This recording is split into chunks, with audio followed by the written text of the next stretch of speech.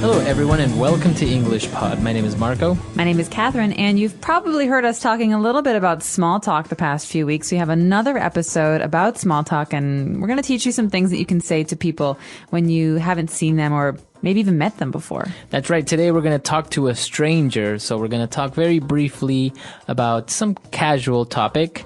And so let's jump into the dialogue and see what happens.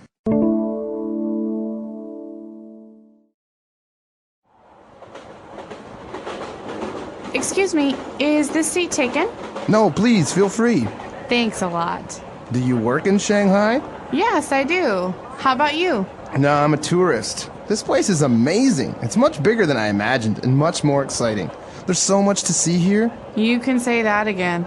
It's much more modern than people imagine. Where are you from? Well, let's see. I'm from Kansas originally, a much quieter and more peaceful place than here, that's for sure. Uh-huh.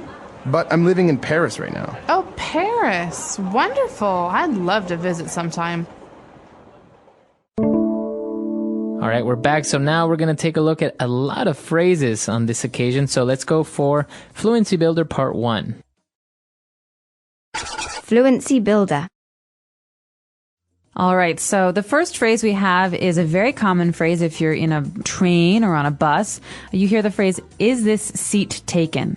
Right, so Michelle came up to the stranger and said, "Excuse me, is this seat taken?" That means, is anybody sitting here? It basically means, can I sit here? Right. But this is a very polite way of asking if you can sit down in the seat. You can also say it in a restaurant, at a movie theater, in a classroom. So remember this one. This was a really, really common phrase. So it's a very polite way of saying, can I sit down, right? That's right. You're asking for permission, basically. Is the seat taken? Because what if a person says, well, no, it's not? Do you have to say, may I sit down? May I take a seat? Well, if they say, I'm sorry, someone is sitting here, that means that maybe they're waiting for a friend, and then no, you can't sit there. Okay. But if they say, sure, like in the dialogue, feel free, then you're really basically able to sit down, no problem.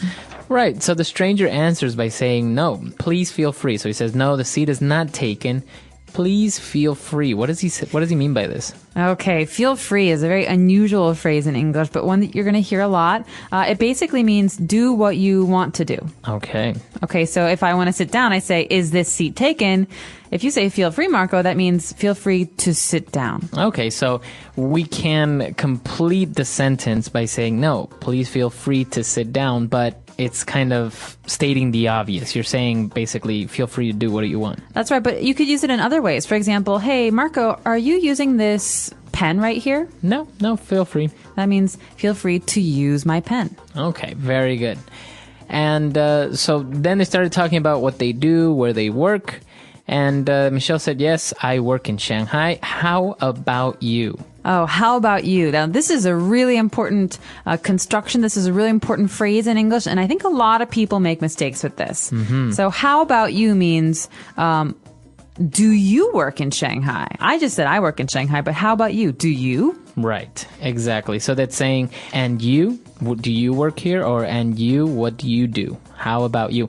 Now, the common mistake with how about you, or using the construction how about, is that for some reason, some people seem to think that it means how is it? So, for example, if someone says, how about your weekend? That's wrong. No, we don't say that. How was your weekend? But in this case, how about you always follows a statement. Okay, so yes, I do live in Shanghai. How about you? That means, do you live in Shanghai? Right. If I say, I would like to eat a hamburger and french fries. How about you? How about you? What would you like to eat? Exactly. So remember, that's the way that you use how about. Never say how about your weekend or how about your vacation when you want to ask how was it. Don't say that. No, basically this is a way to reply to someone when they're telling you about their experience. You want to talk about yours. That's right.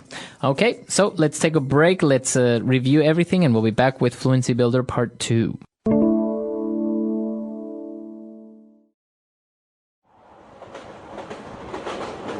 Excuse me, is this seat taken? No, please, feel free. Thanks a lot. Do you work in Shanghai? Yes, I do. How about you? No, I'm a tourist. This place is amazing. It's much bigger than I imagined and much more exciting. There's so much to see here. You can say that again. It's much more modern than people imagine. Where are you from? Well, let's see. I'm from Kansas originally, a much quieter and more peaceful place than here, that's for sure. Uh-huh. But I'm living in Paris right now. Oh, Paris. Wonderful. I'd love to visit sometime. All right, we're back. So now let's continue with some more phrases on Fluency Builder. Okay, this first phrase is one that I really like to use. The phrase is from Michelle. She says, you can say that again. But she's talking about how Shanghai is so big and so exciting. And Michelle says, you can say that again. Now, what does this mean, Marco? That's right. So she is basically agreeing with the person. The stranger says, Shanghai is amazing. It's great. There's so much to see.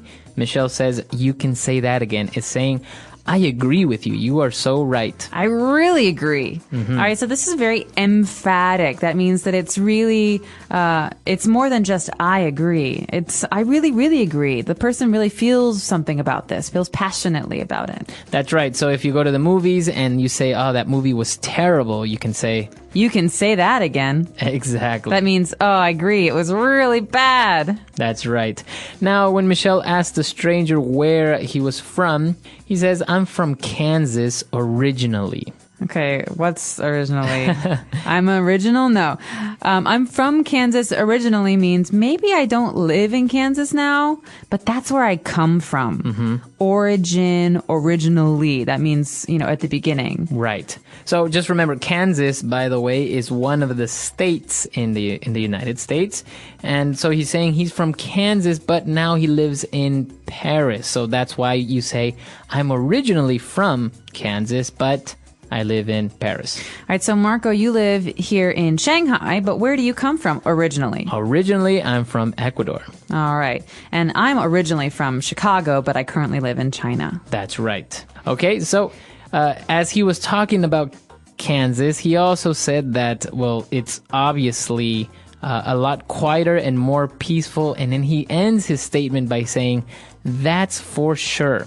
That's for sure. And this is a phrase that we use to add emphasis on something. It's almost like saying, this is a really quiet, much quieter and peaceful place. That's for sure. It really is. It's not like you're adding anything to the statement, like no meaning, but you're actually kind of making it more strong. Right. You're saying it's a fact. It's a fact. It's really this way. So obviously Kansas compared to Shanghai is a lot more quieter. That's for sure.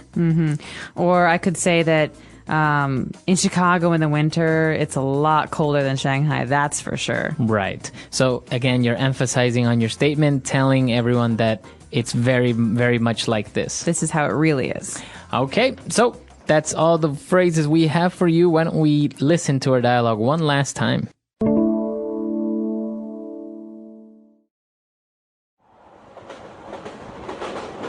Excuse me, is this seat taken? No, please, feel free. Thanks a lot. Do you work in Shanghai? Yes, I do. How about you? No, I'm a tourist. This place is amazing. It's much bigger than I imagined and much more exciting. There's so much to see here. You can say that again. It's much more modern than people imagine. Where are you from? Well, let's see. I'm from Kansas originally, a much quieter and more peaceful place than here, that's for sure. Uh-huh. But I'm living in Paris right now. Oh, Paris. Wonderful. I'd love to visit sometime. All right, so small talk with a stranger. This is actually a very common scenario. If in a bus, in a train, you sit next to a stranger, this is more or less what you're going to talk about. Where are you from? What do you do? Where do you live? That's right. And you don't even have to talk about this with a total stranger. You could actually use this with someone that you're working with or, just an acquaintance. So basically, these are key questions that you would ask someone that you don't really know very well. That's right. And as you can see, you're not really going into any deep personal questions. It's very light conversation, very brief as well. That's right. And I would like to add that in American culture, people often think it's very rude to ask someone, how much do you earn? how much is your apartment, how much is your car. So, in small talk in American culture, and I think a lot of Western cultures, we don't talk about money or religion. Yes, So what yes. religion are you? So I think it's important to talk about things that are very, very simple. What do you do for a living? Where do you live? How's the weather? These things. Yes. This is exactly, I think, one of the main points that when you're learning a language such as English, not only to understand the language, but also the culture. It's very, very different, especially, for example, in Asian cultures where it's no big deal if you go to the hairdresser and the hairdresser asks you how much you earn. But in the United States or many Western countries, it's not something that you talk about, your salary, or that you really ask. It's kind of personal information. It is. And if you talk about it, you might make people very uncomfortable. And so I recommend talking about some of the things that we've discussed here and some of the things that we've discussed in other lessons in this series about small talk. That's right. And if you have any questions or any comments about this lesson, you can come and visit us at EnglishPod.com. We hope to see you guys there. Until next time. Bye. Bye.